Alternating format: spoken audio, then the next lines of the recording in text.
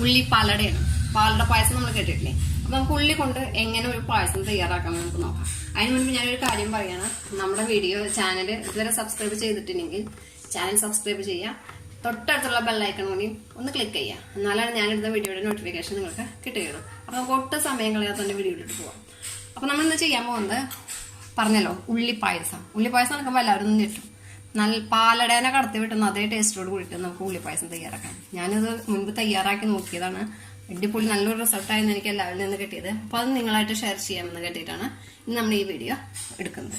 അപ്പോൾ അതിന് വേണ്ടി കണ്ടോ, ഇതുപോലത്തെ രണ്ട് വലിയ സവോള ഇതുപോലത്തെ എടുക്കുക. എന്നിട്ട് ഇതിന്റെ 1.5 വേണ്ട നമുക്ക്. അതായത് ഈ ഒരു സവോളയുടെയും ഈ സവോളയുടെ പകുതി നമുക്ക് അതിന് 1.5 ഭാഗമാണ് നമുക്ക് വേണ്ടത്. അത് ഇതുപോലെ വേണം അരിഞ്ഞു വെച്ചിരിക്കണ്ട.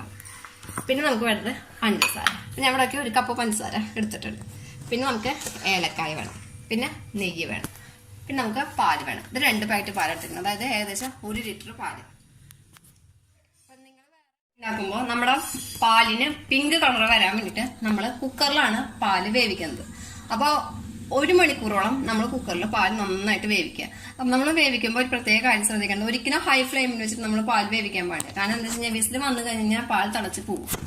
അപ്പോൾ ലോ ഫ്ലെയിമിൽ വെച്ചിട്ട് വേണം 1 മണിക്കൂറോളം നമുക്ക് പാല് വേവിച്ചെടുക്കാൻ. അപ്പോൾ നമുക്ക് കുക്കറിലോട്ട് പാൽ വേണം.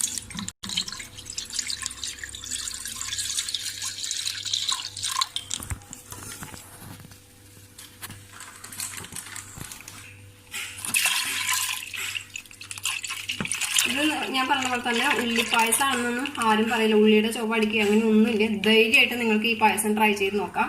ഒരു ചൊവ്വ ഒന്നും ഉണ്ടാവില്ല. തനി പാലടയേക്കാളും അടിപൊളിയായിട്ടാണ് ഈ പായസം നമുക്ക് കിട്ടുന്നത്. നമ്മൾ പാല് ഇപ്പോൾ തിളപ്പിക്കാനായിട്ട് വെച്ചിട്ടുണ്ടല്ലോ. അപ്പോൾ നമ്മൾ ഇടയ്ക്കൊന്ന് ഇളക്കി കൊടുക്കണം, അല്ലെങ്കിൽ നമ്മുടെ പാൽ അടിയെ പിടിക്കൂടാ. അപ്പോൾ ഇടയ്ക്കൊന്ന് ഇളക്കി കൊടുക്കാം നമ്മൾ ഈ പാല് തിളച്ചതിന് ശേഷം. നമുക്ക് അതിന് മുൻപ് നമുക്ക് എന്താ ചെയ്യുന്നത് വെച്ച് കഴിഞ്ഞാൽ പഞ്ചസാര ഒന്ന് കാരമലൈസ് ചെയ്തിട്ട് ഇതിലേക്ക് ചേർക്കാം. കാരണം ഒന്നും കൂടി പിങ്ക് കളർ കിട്ടാൻ വേണ്ടിയിട്ട്, നമ്മൾ ഈ പാലിന് ഒന്നും കൂടി പിങ്ക് കളർ കിട്ടാൻ വേണ്ടിയിട്ട് നമുക്ക് പഞ്ചസാര കാരമലൈസ് ചെയ്തിട്ട് ഇതിലേക്ക് ചേർക്കാം. അപ്പോൾ നമ്മൾ പഞ്ചസാര കാരമലൈസ് ചെയ്യാൻ വേണ്ടിയിട്ട് ഒരു പാൻ അടുപ്പത്ത് വെച്ചിട്ടുണ്ട്. ഇതൊന്ന് ചൂടാവുന്ന വരെ ഒന്ന് വെയിറ്റ് ചെയ്യാം. അപ്പോൾ ഈ ഒരു കപ്പ് പഞ്ചസാര എന്നല്ല നമ്മൾ ഈ പഞ്ചസാര ചേർക്കുന്നത്. അതുകൂടാതെ നമ്മൾ 2 ടീസ്പൂൺ പഞ്ചസാര നമ്മൾ ചേർക്കാം. പഞ്ചസാര ഒന്ന് കാരമലൈസ് ചെയ്തെടുക്കാൻ വേണ്ടിയിട്ടാണ് 2 ടീസ്പൂൺ പഞ്ചസാര ചേർക്കാം. അതുപോലെ തന്നെ 2 ടേബിൾ സ്പൂണോളം വെള്ളവും ചേർക്കാം.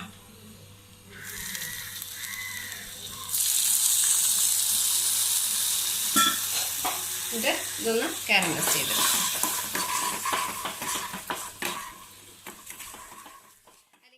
നമ്മളത് പഞ്ചസാര കാരമലൈസ് ആയിട്ടുണ്ട്. അത് നമുക്ക് ഈ പാലോട്ട് ചേർക്കാം.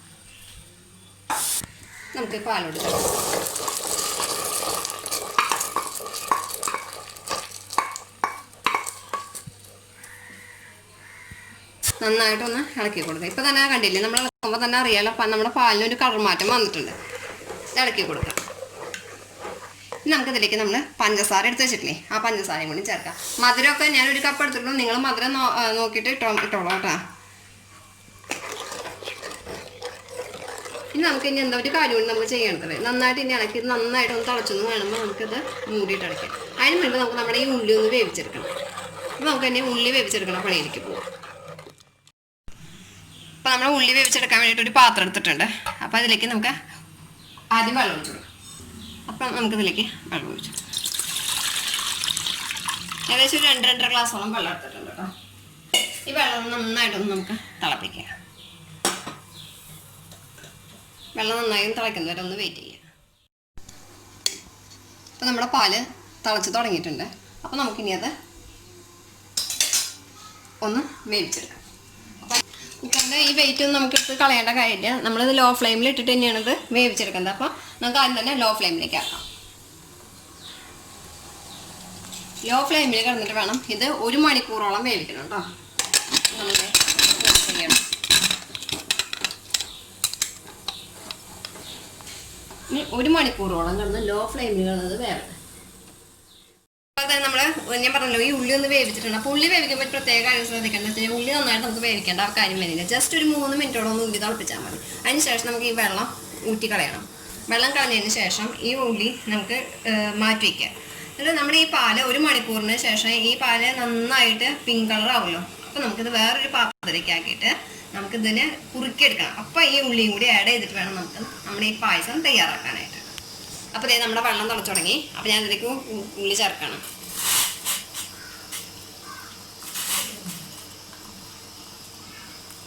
ഇതൊരു ചെറിയ ക്വാണ്ടിറ്റിയിലാണ് ഉണ്ടാക്കുന്നത്. അപ്പം നിങ്ങൾ അതിൽ കൂടുതൽ ഉണ്ടാക്കണമെന്നുണ്ടെങ്കിൽ അതിനനുസരിച്ചിട്ട് അളവുകൾ ഒരു 3 മിനിറ്റ് തിളപ്പിച്ചാൽ മതി. ഹൈ ഫ്ലെയിമിലിട്ട് തന്നെ, ലോ ഫ്ലെയിമിലൊന്നും ആക്കണ്ട, ഹൈ ഫ്ലെയിമിൽ തന്നെ ഒരു 3 മിനിറ്റ് ജസ്റ്റ് തിളപ്പിക്കുക. അപ്പോൾ നമ്മുടെ ഉള്ളി ആയിട്ട് 3 മിനിറ്റ് ആയിട്ടുണ്ട്. അപ്പോൾ നമുക്കിത് ഓഫ് ചെയ്യാം, ഫ്ലെയിം ഓഫ് ചെയ്യാം. ഇനി നമുക്കിതൊന്ന് ഊറ്റിക്കളയാം. അതെ, നമ്മൾ വെള്ളമൊക്കെ ഊറ്റിക്കളഞ്ഞ് നമ്മൾ സവോള തയ്യാറാക്കി വെച്ചിട്ടുണ്ട്. ഇനി ഇതൊന്ന് പാലൊക്കെ തിളച്ചൊന്ന് കുറുകി വരുന്നവരെ നമുക്കൊന്ന് വെയിറ്റ് ചെയ്യാം.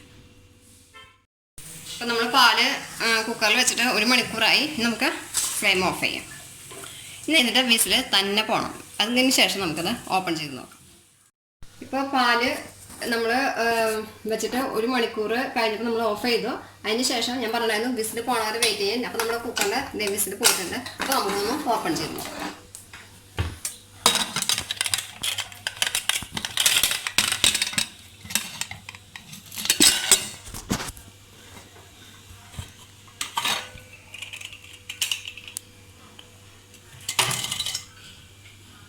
ഇപ്പം നമ്മുടെ പാലിന് നല്ല പിങ്ക് കളറായിട്ട് കേട്ടോ, നല്ല പിങ്ക് കളറായിട്ടുണ്ട്. ഇനി നമുക്കതൊരു ഞാനിത് ഒരു നോൺ സ്റ്റിക്ക് പാനിലേക്കാണ് കേട്ടോ പകർത്തുന്നത്. ഇതുപോലത്തെ ഒരു നോൺ സ്റ്റിക്ക് പാൻ എടുത്തിട്ട് ഇതിലേക്ക് നമുക്കൊന്ന് വെച്ചു. ഇനി നമുക്ക് ഒന്നും കൂടി അടുപ്പത്തേക്ക് വയ്ക്കാം. എന്നിട്ട് ഹൈ ഫ്ലെയിമിൽ ഇത് ഒന്നും കൂടി ഒന്ന് കുറുക്കിയെടുക്കാം. അപ്പം നമ്മളൊരു 10 മിനിറ്റോളം നമ്മൾ ഈ പാലൊന്ന് കുറുക്കിയിട്ടുണ്ട്. ഇനി നമുക്ക് എന്താ ചെയ്യേണ്ടത് വെച്ചാൽ നമുക്കിനി ഉള്ളി, നമ്മൾ വേവിച്ച് വെച്ചിരിക്കുന്ന ഉള്ളി ഉണ്ടല്ലോ, ഒരു 3 മിനിറ്റോളം നമ്മൾ വേവിച്ച് വെച്ചിരിക്കുന്ന ഉള്ളി ഇതിലേക്ക് നമുക്ക് ആഡ് ചെയ്യാം. ഈ ഉള്ളി ഇതിൽ കിടന്നിട്ട് വേണം ബാക്കി വെന്ത് കിട്ടാൻ വേണ്ടിയിട്ട്. അപ്പോൾ ഇത് നമുക്ക് ഇതിലേക്ക് ആഡ് ചെയ്യാം. ഒരുപാട് ഇതാകുമ്പോൾ വല്ലാണ്ട് കട്ടയായിട്ട് കിടക്കും. ഈ ഒരു കൺസിസ്റ്റൻസിൽ നമുക്ക് കിട്ടില്ല. ഇനി ഇതിൽ കിടന്നിട്ട് വേണം നമ്മുടെ ഈ പാല് ഈ ഉള്ളി വേവാൻ വേണ്ടിയിട്ട്.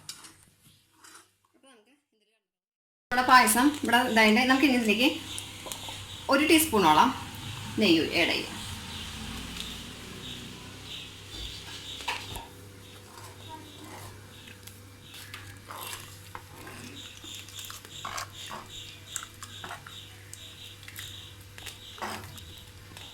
നെയ്യ് ചേർക്കേണ്ട, ഇഷ്ടമില്ലാത്തൊരു നെയ്യ് ചേർക്കണമെന്നില്ല കേട്ടോ. നെയ്യും കൂടി വന്നപ്പോഴാണ് നമ്മുടെ ഈ പായസത്തിന് ഒരു പ്രത്യേക ഒരു ഫ്ലേവറും ടേസ്റ്റും ഒക്കെ ഉണ്ടാവുക.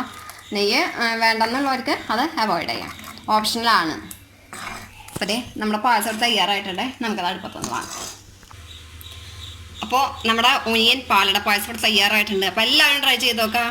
ഈ വീഡിയോ തീർച്ചയായിട്ടും നിങ്ങൾക്ക് ഇഷ്ടപ്പെടുമെന്ന് ഞാൻ വിചാരിക്കണം. ഇതിനു മുൻപ് ആദ്യം ഇങ്ങനെ ഒരു വീഡിയോ തയ്യാറാക്കിയിട്ട് ഉണ്ടോ എന്ന് എനിക്കറിയില്ല. അപ്പോൾ അത് ആദ്യത്തെ ഒരു ഒനിയൻ പായസം എൻ്റേതാണെന്ന് ഞാൻ വിശ്വസിക്കണം. അപ്പോൾ എല്ലാവരും ട്രൈ ചെയ്ത് നോക്കാം. വളരെ എളുപ്പമാണ്. ഇത് ഉള്ളിയുടെ ചുവയൊന്നും ഇല്ലാത്ത നല്ല പെർഫെക്റ്റായിട്ട് പാലടയുടെ ടേസ്റ്റുള്ള ഒരു പായസം തന്നെയാണ്. അപ്പോൾ ഈ വീഡിയോ ഇഷ്ടപ്പെട്ടെങ്കിൽ ലൈക്ക് ചെയ്യുക, ഷെയർ ചെയ്യുക, സബ്സ്ക്രൈബ് ചെയ്യുക. നിങ്ങളുടെ വിലപ്പെട്ട നിർദ്ദേശങ്ങളും അഭിപ്രായങ്ങളും കമൻറ്റ് ബോക്സിൽ എഴുതി അറിയിക്കുക. അപ്പോൾ അടുത്ത വീഡിയോയുമായിട്ട് നമുക്ക് പിന്നെ കാണാം.